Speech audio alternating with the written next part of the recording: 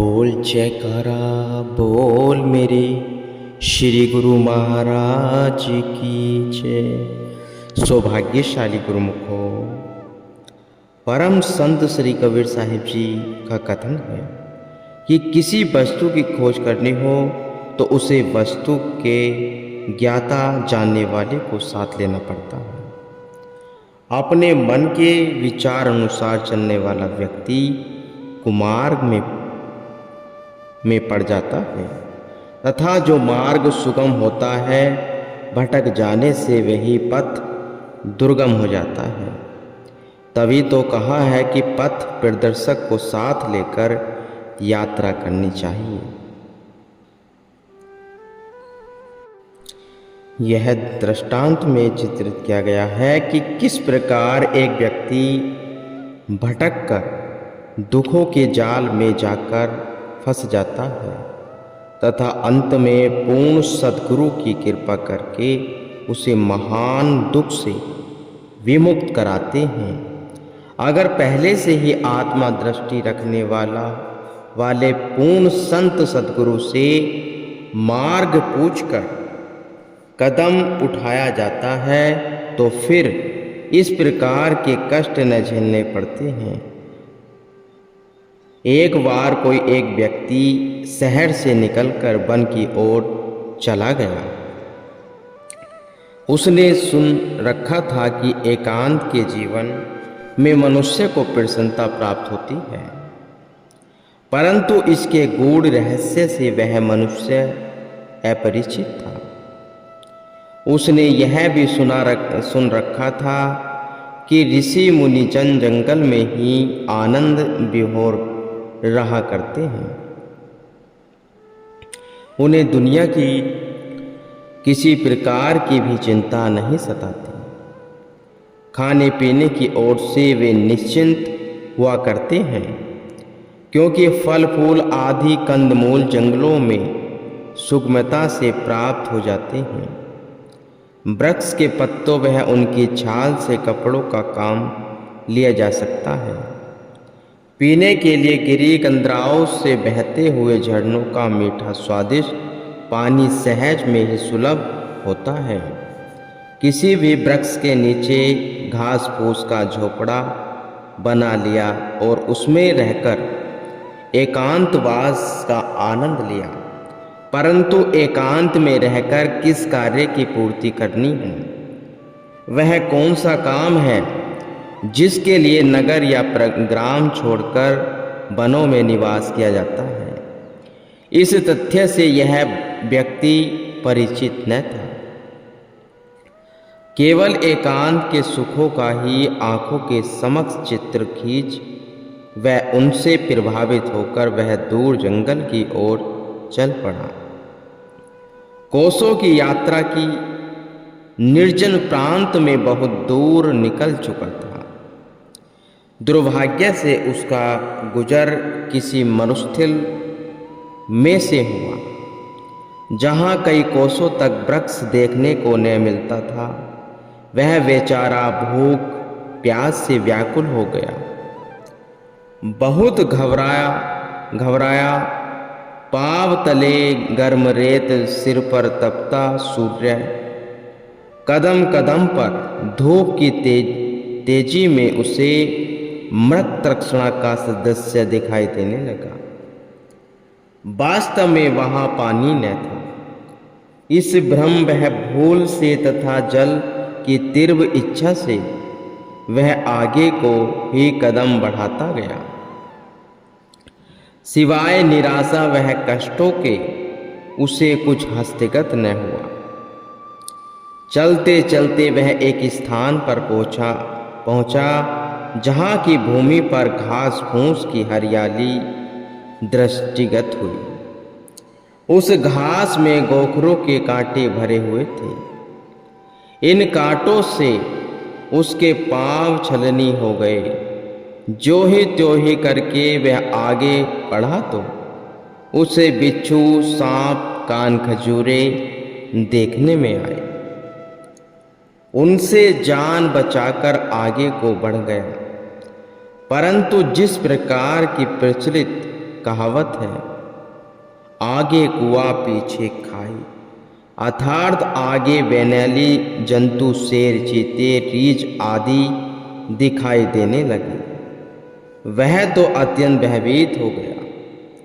बेचारा करे तो क्या करे, जाए तो कहाँ जाए। जैसे तैसे प्रभु स्मरण करता हुआ अभी कुछ ही दूर गया था कि एक स्त्री पर उसकी दृष्टि पड़ी। उसने सोचा, यह मनुष्य जाति है, इसकी सहायता से भयानक वन से बाहर जाने की सहायता मिल सकेगी। उसने कुछ धैर्य धरकर उसकी ओर पांव उठाया था कि देखते देखते उसने 3 रूप बना लिए। यह क्या है? बेचारा बड़ी असमंजन में पड़ा। वे 3 आकृतियां कैसी थी? एक पूरी तरह से काली कलूटी, दूसरी डरावनी, तीसरी माध्यम श्रेणी की कुरूपा, साथ ही निर्लज्जा, तीसरी खूबसूरत परंतु दिल की कलुषित। वह इन तीनों से सहायता लेने के लिए जिसकी ओर भी जाता, वह उसको हड़पने को लपक। बेचारा डरा हुआ वहां से जान बचा कर भागा। पीछे से आवाज आई, तू हमसे भागकर कहाँ जा सकता है? तू तो हमारा भोजन है। हम तीनों स्त्रियां तुझ जैसे भूले भटके पथिकों को मारकर दम में ही दम चट कर जाती हैं। जैसे कहा भी है, एक से बचे तो दूजी खाए, तीजी से कोई बच नहीं पाए। पथिक ने समझा यह डायन छलावा है और मायावी रूप बनाकर आदमियों को छलती रहती है। बेचारे को सिवाय भागने और कुछ न सूझे, इसलिए उसने आगे पग बढ़ाए। दूर हरे भरे वृक्ष नजर आने लगे। सोचा, संभव है मुझे यहाँ कुछ आराम मिले, परंतु वह हरियाला वन हिंसक पशुओं से भरा पड़ा था। शेर दहाड़ रहे थे, चीते गरज रहे थे। हर तरह परेशानी, अकेली जान और उस पर हजारों बलाएं। मगर इसको चैन कहाँ? जब तक श्वास है तब तक आस है। प्राण किसे प्रिय नहीं, उस हिंसक वन से भाग निकला। कुछ और दूर आगे चला कि उसकी दृष्टि सौभाग्यवश एक बट वृक्ष पर जा पड़ी। उसने समझा यह स्थान सुरक्षित होगा, जिस पर कि बंदर वह पक्षीगण बैठे कोलाहल कर रहे थे। यह सोचता हुआ वह जो ही बट वृक्ष के समीप पहुंचा कि एक शक्तिशाली मदवस्थ हाथी देखने में आया, जिसके 12 दांत निकले हुए थे। उसकी सूंड में 7 सिंगरे थे। वह 12 दांतों के अगले भाग 2 प्रकार के समायों से मढ़े हुए थे। यह समाया लोहे व चांदी की थी और उनमें 365 लकीरें पड़ी हुई थी। वह गजराज इस मनुष्य को देखकर चिंघाड़ने लगा। अब तो उसकी रही सही जान भी निकल गई। मारे डर के वह वृक्ष पर चढ़ गया। तब हाथी भी उसे देख वृक्ष की तरफ बढ़ा। यह देख उसे नानी याद आने लगी। इस घोर विपदा में वह भागे भी तो किधर, सहायता के लिए बुलाए भी तो किसी। हाथी से प्राणों की रक्षा करना सरल न था। हाथी से प्राणों की रक्षा सरल न था। उसकी दृष्टि बरगद की जटाओं पर गई, जो नीचे एक शुष्क वह बड़े से कुएं में लटक रही थी। उसने सोचा कि जटाओं को पकड़कर नीचे कुएं में कूद जाने से इस जालिम हाथी से छुटकारा मिल सकता है। ऐसा सोच वह एक जटा के सहारे कुएं में नीचे को उतरा तो क्या देखता है, कुएं के अंदर एक बड़ा भारी भयानक अजगर मुंह खोले बैठा है। उसे देखते ही यह नक सिक तक कांप उठा। न ऊपर बचने की आशा, न नीचे मौत से छुटकारा। वह बेचारा जब से घर से चला था, हर कदम पर उसे दुख वह कष्टों का ही सामना करना पड़ा। विवश हो बरगद की जटा को पकड़े कुएं के माध्यम में लटक रहा। मात्र यही उपाय उसे प्राण बचाए रखने का सूझा, क्योंकि बाहर मतवाला गज इसी प्रतीक्षा में है कि कब वह बाहर निकले और मैं उसे पांव तले कुचल डालूं। बट के वृक्ष पर शहद की मक्खियों ने एक मधु का छत्ता बना रखा था। उसमें से शहद की बूंदें रिस रिस कर नीचे टपक रही थी। जहां वह खड़ा था, ठीक उसके मुंह में वह रस टपकने लगा और वह मधुर रस लेने लगा। मधुर रस में मस्त हो उसे ऊपर वह हाथी और नीचे का भयानक अजगर बिल्कुल ही भूल गया। थोड़ी देर में वृक्ष पर काले वह सफेद रंग के दो चूहों पर उसकी दृष्टि पड़ी। यह चूहे उस जटा को कुतरने में तत्पर थे जिस जटा को पकड़े हुए यह यात्री लटका हुआ था। अब तो उसे अपने प्राण निकलते नजर आने लगे। जब वह पूरी ही जटा कुतर डाली तो उसका नीचे गिरना संभव ही था और फिर अजगर के मुंह से बचने का तो कोई उपाय न था। अंत में शहद के रस के विचार को दिल से दूर किया। उसकी सद्बुद्धि जागृत हुई। इस विपत्ति की घड़ी में ईश्वर की सहायतार्थ प्रार्थना करने लगा। हे प्रभु, आप सबके रक्षक हैं। आपने मुसीबत की घड़ी में गजराज की मदद की, उसे ग्रह के पंजे से छुड़ाया है, सभा में चीर बढ़ा द्रौपदी की लाज रखी।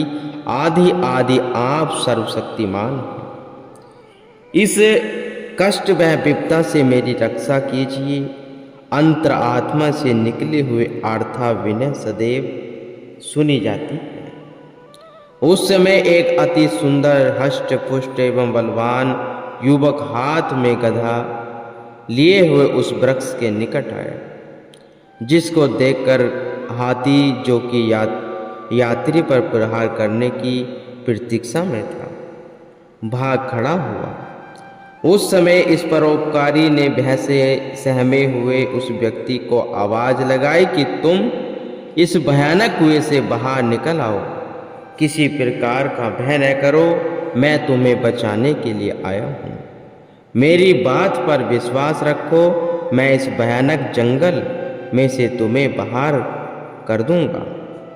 इस प्रकार सांत्वना युक्त आवाज सुनकर उस व्यक्ति की जान में जान आई। डूबते हुए को तिनके का सहारा मिला। दोनों चूहे अब तक भी जटाओं को कुतरने में व्यस्त थे। वह मनुष्य शीघ्रता से बाहर आया और आते ही उस रक्षक के पांवों पर गिरकर कहने लगा, आप मेरे रक्षक हैं। आपके बिना मेरी सहायता करने वाला दुनिया में कोई नहीं है। यह सुनकर वह आदमी मुस्कुराया और उसका हाथ पकड़कर उसे उस गहन विपिन विपदा से बाहर लाया और कहा, जाओ अब तुम स्वतंत्र हो। फिर ऐसी भूल कदापि न करना। वैसे तो तुम्हें काफी अनुभव हो गया होगा। यात्री ने पूछा, भगवान आप कौन हैं जो मुसीबत के समय आपने मुझे सहारा दिया है? वह आदमी बोला, इस प्रश्न के करने की तुम्हें क्या आवश्यकता है? क्या यह थोड़ा है कि तुम कष्ट कलेशों से मुक्त हुए और तुम्हें सुख में नवजीवन प्राप्त हुआ है। यात्री कृतार्थ हो हाथ जोड़कर कहने लगा, मैं आपका जीवन पर्याप्त कृतज्ञ रहूँगा और आपका नाम सदैव मेरी जिह्वा पर रहेगा, हर श्वास में रहेगा और हर समय आपका चिंतन रहेगा। उस आदमी ने कहा, मेरा तेरा एक ही रूप है, तुम अपने हृदय में झांककर मुझे देखो। तुम अपने हृदय में मुझे झांककर देखो। तुमने अपने रक्षार्थ मुझे पुकारा और मैंने साक्षात आकर तुम्हें दुखों से छुड़ाया लिया। यह मेरी स्वाभाविक धर्म है। मैं अपने प्यारे भक्तों को एक पल भी दुखी देखना पसंद नहीं करता। मेरा आशीर्वाद उन सब भक्तों पर है जो हर रोज सद्गुरु शब्द का 2 घंटे भजन करते हैं। उन पर मेरा हर पल आशीर्वाद बना रहता है। गुरुमुख।